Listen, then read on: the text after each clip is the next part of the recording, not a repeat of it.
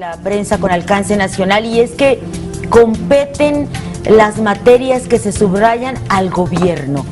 Parecería ser que el tema de seguridad baja de perfil, pero el Congreso también está en receso.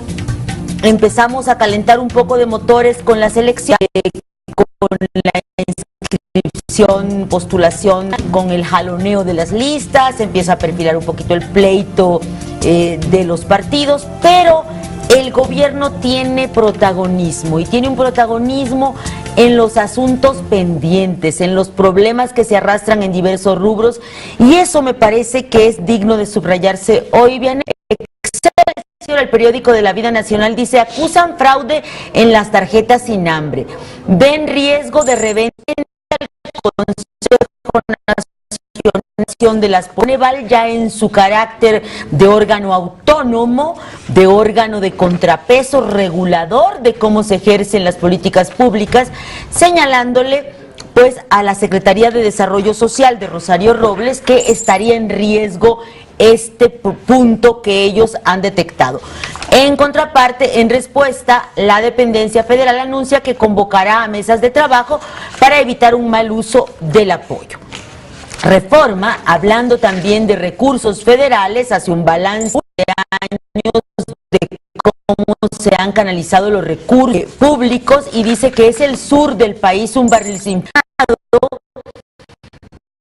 En esto de 2000 a 2014, 2.5 billones de pesos, y pese a esa inversión, siguen las condiciones de pobreza sin modificarse en Chiapas, Oaxaca, Michoacán y Guerrero. Es decir, la ineficacia de las políticas públicas, pese a las grandes cantidades millonarias que se han canalizado, no es solamente una responsabilidad de este gobierno, sino un diseño de la política, del ejercicio de los recursos.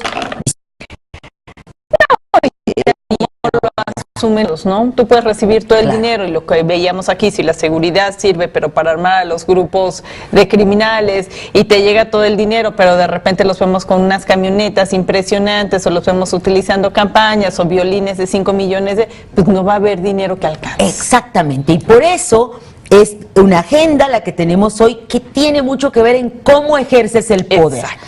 Y hoy por esa línea, pero ya hablando de las agendas que tienen que ver con las reformas, el aterrizaje de las mismas, la jornada adelanta el partir de 2015, obviamente derivado del aterrizaje de la reforma energética. El sindicato de este gremio, de los petroleros, deberá modificar su contrato colectivo, habrá un cambio radical en el sistema de pensiones y jubilaciones, y se abre la puerta a la libre contratación de trabajadores, así lo están denunciando, anunciando, adelantando los disidentes.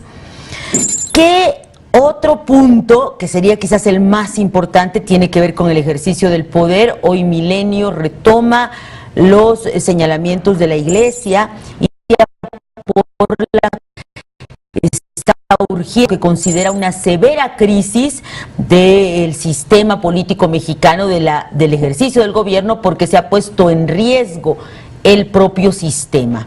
Y en esta Milenio también destaca la declaración de César Camacho Quirós, líder, donde advierte que Acción Nacional perderá en 2015. ¿Por qué? Dice: por desleal, mezquino y desprestigiado. ¿Qué comió? Gallo. Porque veía a uno de los consejeros del INE diciendo que por favor los partidos no entraran en guerra sucia. Acto seguido, las declaraciones de César Camacho diciéndole de todo. Diagnóstico a propaganda, obviamente, tampoco es un diagnóstico académico, que habría compartido Ricardo Anaya Cortés, presidente interino del PAN, el sábado en el Consejo, donde dijo que el único atributo que tenía el gobierno actual y su candidato en 2012 con respecto a la oferta del PRD y del PAN no era ni la honestidad, ni que fueran para resolver la pobreza, pero sí la eficacia, y que por eso habría ganado la fórmula del PRI. Y entonces se preguntaba, ¿pero dónde está la eficacia en seguridad? ¿Dónde está la eficacia en rendición de cuentas? ¿Dónde está la eficacia económica? Bueno, por ahí se iba. Es obvio, estamos abriendo ya el proceso electoral. Claro, y bueno, pero acusó recibo César Camacho y revira concentrándose en el PAN. Como que el PRD ya no les interesa mucho, al menos a nivel general, ¿no?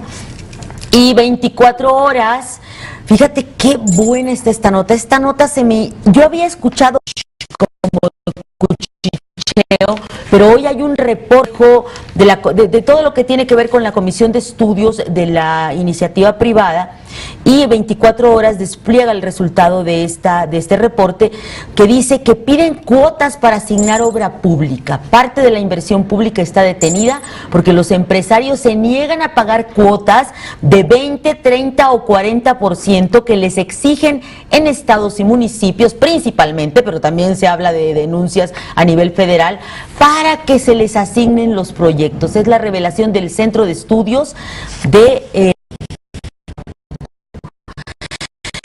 Y de risa, ¿para qué se quieren esos moches? Bueno, La Razón nos da el mejor ejemplo de los últimos meses. Es el exalcalde de San Luis Potosí, el perredista, que se robó, dice La Razón, 119 millones en solo 2 años. Ricardo Gallardo Carmona transfirió el dinero de la alcaldía de Soledad de Graciano a sus cuentas bancarias. Prueba de polígrafo, su salario era de 36,500 pesos, de ese tamaño. Mientras tanto, no hay sistema todavía anticorrupción ni grandes medidas para frenar este tipo, pues, de robo en despoblado. Y sí, ya avanzó el anunciado, postergado esquema para frenar la deuda de los estados. Eso nos dice El Economista. Sí, yo estoy sorprendida. Tienen como 17 meses. No, tienen todo. Yo hasta no ver, no creer. Y el ping-pong. El Senado se le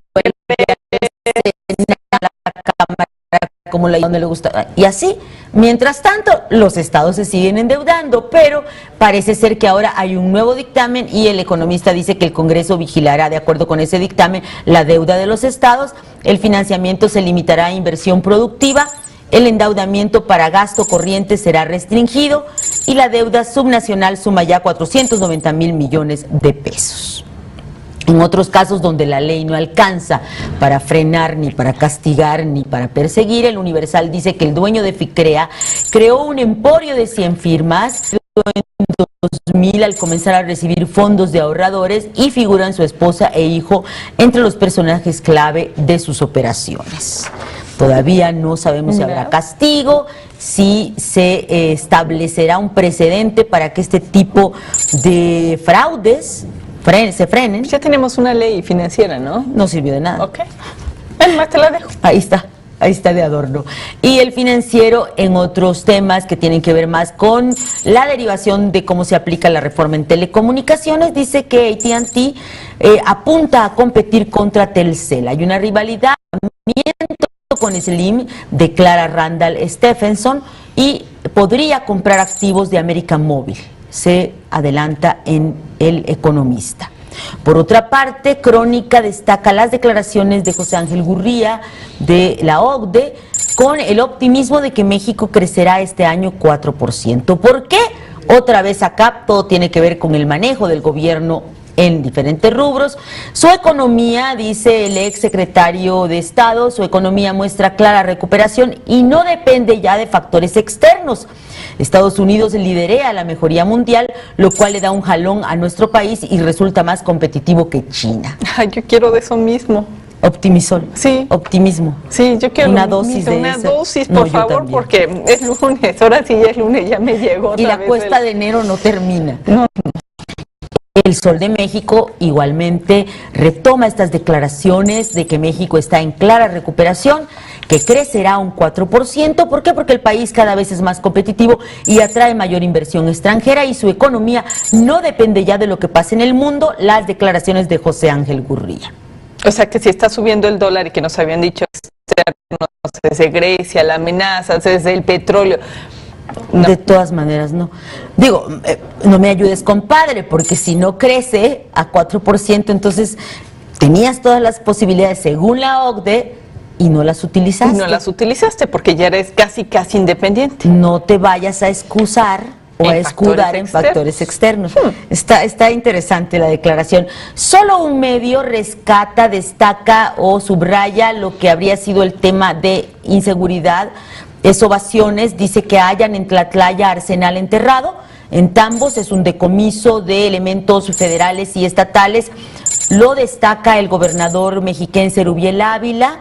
Y ahí también en esta portada se habla del que atraparon en el DF al líder de los Zetas y que sigue la violencia en Michoacán, en el municipio de Aquila. Mueren 5 en enfrentamiento.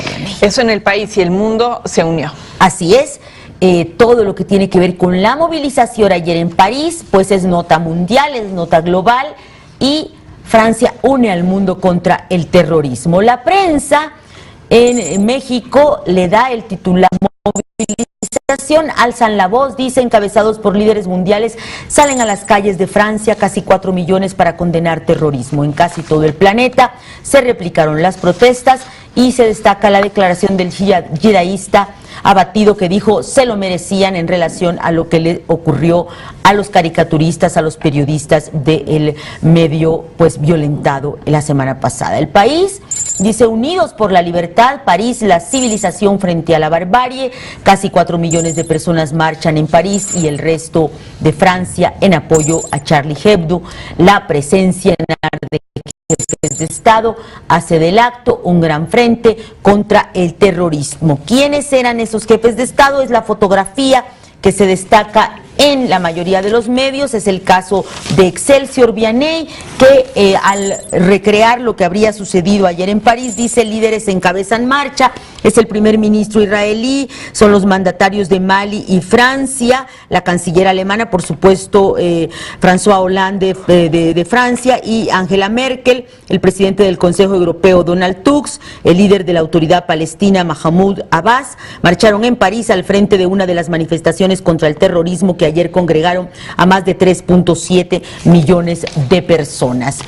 En medios nacionales también es el caso de Publimetro. Se dice que los conversos al Islam crecen en México, una comunidad marginada. En una década se ha duplicado la población musulmana en México. Habla también en su resumen de que los atentados como el cometido en Francia por extremistas islámicos afectan laboral y socialmente a los seguidores del Corán.